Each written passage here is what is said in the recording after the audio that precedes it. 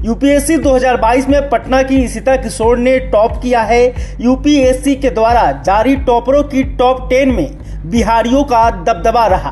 पहले, दूसरे और 10वें स्थान पर बिहार के युवाओं ने अपना कब्जा जमाया है। ऐसे में आइए जानते हैं इशिता किशोर ने यूपीएससी टॉपर तक का सफर कैसे तय किया।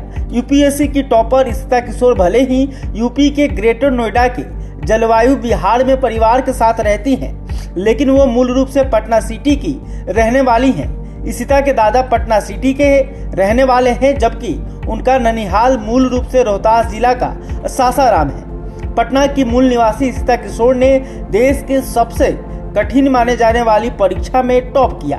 वो भी इशिता किशोर ने यह सफलता तब हासिल की है जब उसके पिता का साया उसके सिर पर से उठ चुका था। जब वो छोटी बच्ची थी, इशिता दिवंगत विंग कमांडर संजय किशोर की बेटी है। साल 2004 में उनके पिता का निधन हो गया था। तब इशिता की उम्र 8 साल थी। मां ज्योति किशोर ने ही पूरे परिवार को संभाला। इशिता के बड़े भाई ईशान वकील हैं और दिल्ली हाई कोर्ट में प्रैक्टिस करते हैं। इशिता दिल्ली स्थित एयरफोर्स बाल भारती स्कूल से स्कूली शिक्षा पूरी की। इसके बाद इशिता ने दिल्ली यूनिवर्सिटी के Shri Ram college of commerce से इकोनॉमिक्स में पढ़ाई की है। इशिता एक अच्छी खिलाड़ी भी रही हैं। इसने सुब्रोतो कप में भारत का प्रतिनिधित्व किया है। जिस काम में इसने हाथ लगाया उसे बहुत अच्छे से किया है। इशिता किशोर बचपन से ही आईएएस बनना चाहती हैं। उन्होंने बताया कि उनका बचपन से ही सपना आईएएस बनने का था। यही वजह थी कि उन्होंने ग्रेजुएशन की पढ़ाई के दौरान ही सिविल सेवा परीक्षा की तैयारी शुरू कर दी थी।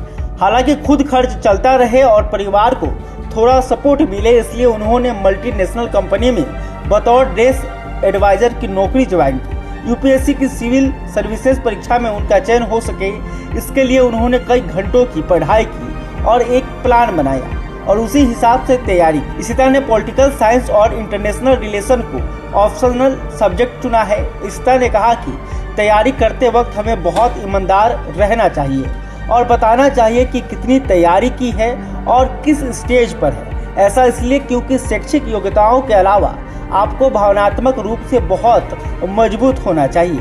साथ ही हमें धैर्य और सब्र भी रखना चाहिए।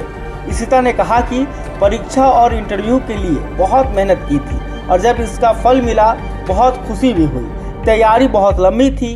पीटी, मेंस और इंटरव्यू के लिए अलग अलग तरह की मेहनत की जरूरत होती है।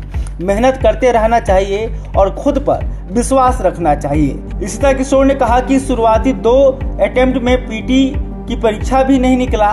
वो वक्त बहुत मुश्किल था। आप पूरे साल पढ़ाई करते हो और आपसे पीटी भी नहीं निकलता तो बहुत निराशा होती है।